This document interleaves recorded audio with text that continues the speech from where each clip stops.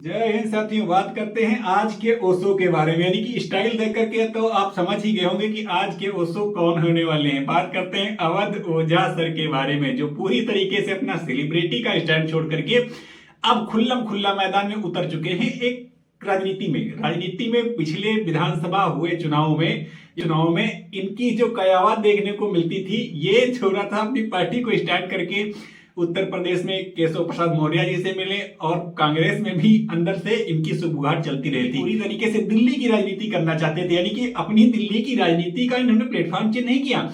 यानी कि अगर लोकसभा चुनाव में आते फिर भी जीत करके कहां पहुंचते, दिल्ली पहुंचते। अब ऐसी जगह यानी कि दिल्ली के ही सेक्टर को ही पकड़ करके बैठे हैं। आम आदमी पार्टी इन्होंने हाल में ही ज्वाइन की, जिसका पता आपको हमारी पोस्ट से चला। चलिए ठीक, वो तो आपको पहले से पता था।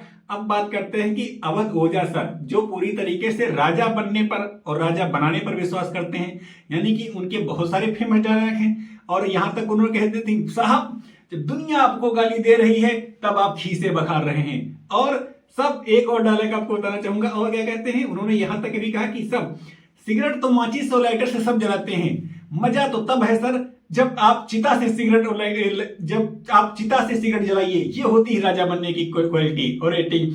इस तरीके के बेबाक बयानों से और बेबाक विचारों से अपने आप को सोशल मीडिया पर इतना ज्यादा इन्होंने फेमस किया कि एक विशेष और विख्यात अध्यापक हैं जो एक आईएएस की ट्रेनिंग देते हैं और आईएएस के बच्चों को पढ़ाते हैं और उनको ट्रेनिंग दे करके, उनको पढ़ा करके उनको एक अच्छी मार्गदर्शन पोस्ट दिलाते हैं। चलिए ठीक, वो तो इनका हो गया। ऐसी चीज है जो किसी भी समाज, आप जब भी किसी समाज का इतिहास पढ़ेंगे तो आप आज ही देखिए, दुनिया में जितने देश परेशान हैं उनकी शिक्षा व्यवस्था ही परेशान है।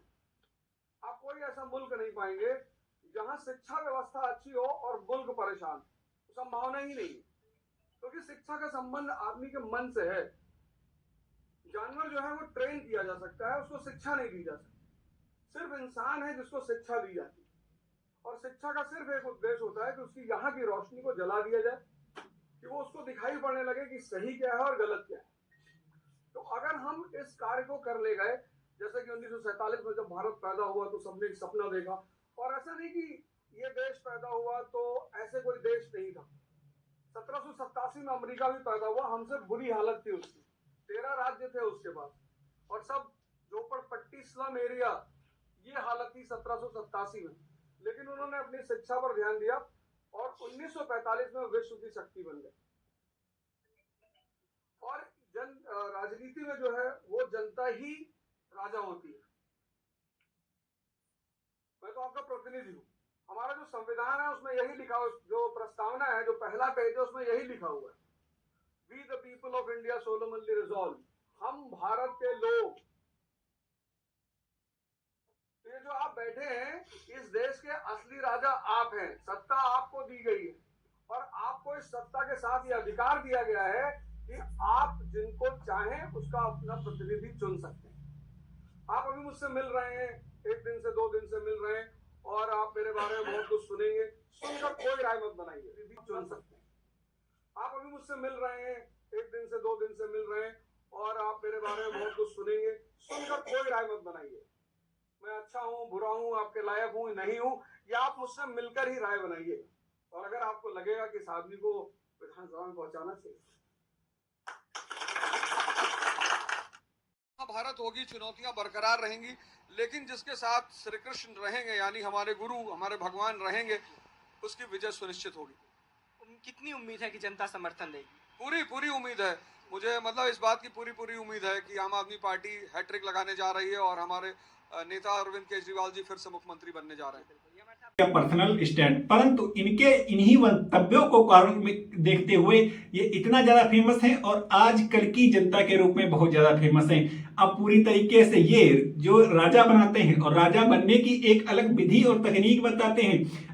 इन्होंने अपने ही राजा बनने के लिए और अपने ही मार्गदर्शन को चेंज करने के लिए क्या किया। लोकसभा चुनाव में इन्होंने कई सारी पार्टियों से सुबुगाहट रखी, परंतु वहां पर कहीं भी इनका काम नहीं बना। हाल में ही इन्होंने आम आदमी पार्टी ज्वाइन की और अब 2025 में होने वाले दिल्ली विधानसभा चुनाव में इन्हें पड़पटगंज की सीट से, जहां से मनीष सिसोदिया विधायक बनते थे, यानी कि बड़ी सीट है मनीष सिसोदिया की, इनको वहां से कैंडिडेट के रूप में बनाया गया है। यानी कि इन्होंने अब अपना जो पूरी तरीके से जो एजुकेशन सेक्टर का क्षेत्र था वहां से चेंज करके सीधे सीधे कहां गए, राजनीति में। अब ये कह रहे हैं कि हम शिक्षा को बुलंद करेंगे। किसको बुलंद करेंगे?